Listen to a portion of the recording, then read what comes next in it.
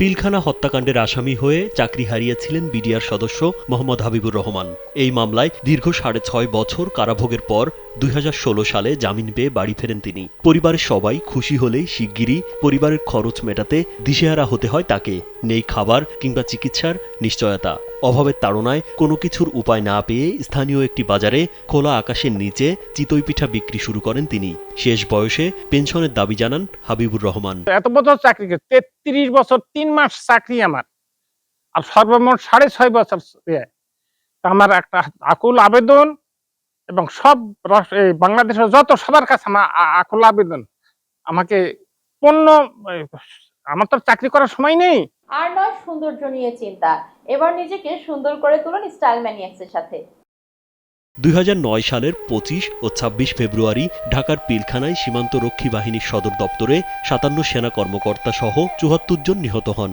ওই ঘটনায় বিস্ফোরক ও নাশকতার মামলায় আসামি করে সেদিন দুপুর ১২টার দিকে পিলখানার ভেতর থেকে তাকে আটক করে পুলিশ। তারপর কাশিমপুর কারাগারে পাঠানো হয়। দীর্ঘ ৬.৫ বছর কারাভোগের পর ২০১৬ সালের আগস্টে খালাস পেয়ে নিজ গ্রামের বাড়িতে যান। এরপর থেকেই শুরু হয় তার জীবনযুদ্ধ।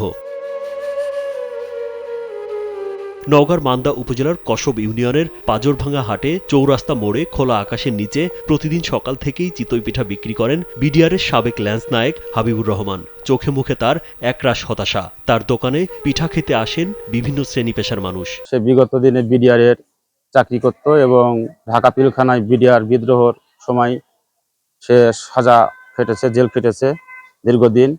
জেল খাটার পর তার পরিবার এখন খুব অসচ্ছল অবস্থা। এই চিতায়ের উপর তার জীবন নির্বাহ করছে। এখন বর্তমান খুব কষ্টকর দিনকাল কাটাচ্ছে। তো বর্তমান যদি সরকার তার উপর একটু সুদৃষ্টি নজর দিত, তাহলে হয়তো ওই লোকটার একটু সদ্গতি বা ভালো কিছু ইয়া হতো। সাবেক বিডিআর সদস্য মোহাম্মদ হাবিবুর রহমান জানান, কোনো দোষ ছিল না তার। অন্যায়ভাবে ৬.৫ বছর কারাগারে আটকে রাখা হয়েছিল। জামিনে বাড়ি ফিরে শুরু হয় আরেক কষ্ট। তাই বাধ্য হয়েই চিতই বানিয়ে বিক্রি করছেন। মিথ্যা সাক্ষী দিয়ে আমাকে অ্যারেস্ট করে জেলখানা কাশিমপুরে পাঠিয়ে দেয়, এবং সেখান থেকে জেল খেটে যখন বাড়ি আসি, আমার তো কোনো অর্থ সম্পদ কিছুই নেই।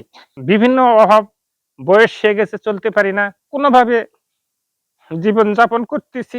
সাবেক বিডিআর সদস্যের স্ত্রী মোসাম্মদ আলেয়া জানান, যখন তার স্বামী চাকরি করতেন তখন ছেলে মেয়ে নিয়ে খুব ভালোই ছিলেন। হঠাৎ পিলখানার হত্যাকাণ্ডের ঘটনায় বিনা দোষে দীর্ঘদিন জেলে থাকতে হয় তার স্বামীকে। শুরু হয় অভাবের সংসার। বর্তমানে বাজারে চিতই পিঠা বিক্রি করে কোনো মতে সংসার চলে। একমাত্র ছেলে পড়ালেখা শেষ করলেও চাকরি নেই তার। বিনা কারণে জেল খাটার পর থেকে আমাদের অবস্থা খুবই খারাপ পরিণতি।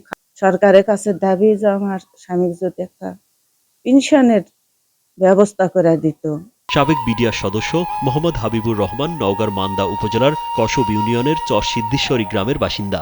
এক ছেলে ও ২ মেয়ে তার। ১৯৭৮ সালের অক্টোবরে বিডিআর সদস্য হিসেবে চাকরিতে যোগদান করেন হাবিবুর। পরে ল্যান্স নায়েক হিসেবে পদোন্নতি পান।